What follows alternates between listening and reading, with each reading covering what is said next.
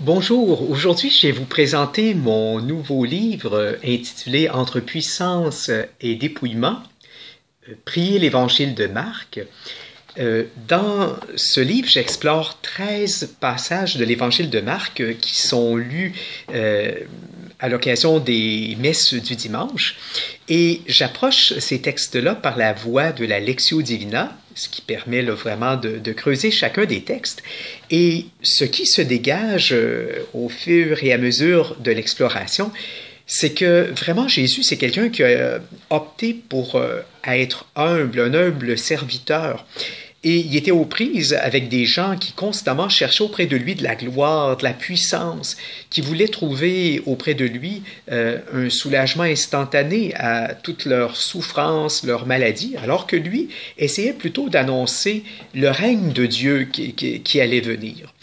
Et c'est pas pour rien que Marc insiste tellement sur le fait, cette humilité du Seigneur et je dirais sa faiblesse, son dépouillement. C'est que Marc écrivait pour un public de disciples qui vivaient à Rome dans le contexte de la grande persécution déclarée par l'empereur romain Néron.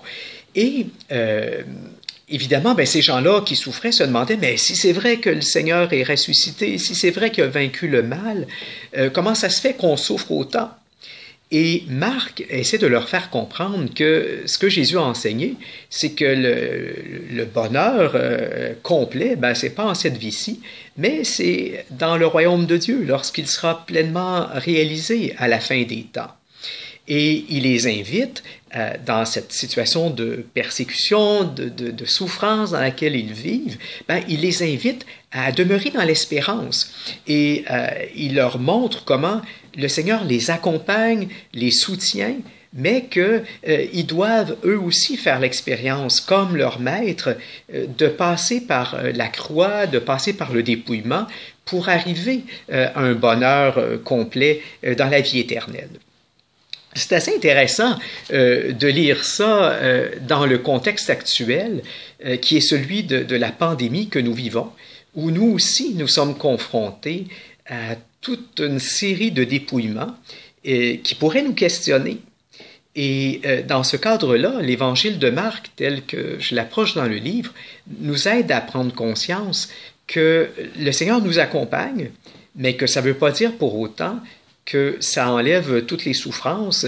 Vivre la foi n'est pas un antivirus pour nous protéger de toute difficulté, de nous protéger de mourir. Mais la foi nous aide à prendre conscience que nous sommes accompagnés et surtout nous invite à regarder en avant, à garder espérance et à entrer humblement nous aussi dans le mystère pascal qui suppose d'une part le dépouillement, mais aussi l'espérance de la résurrection, puisque Jésus a vaincu toutes les forces du mal, il a vaincu la mort, et avec lui, on est invité à ne pas perdre de vue que le meilleur est en avant.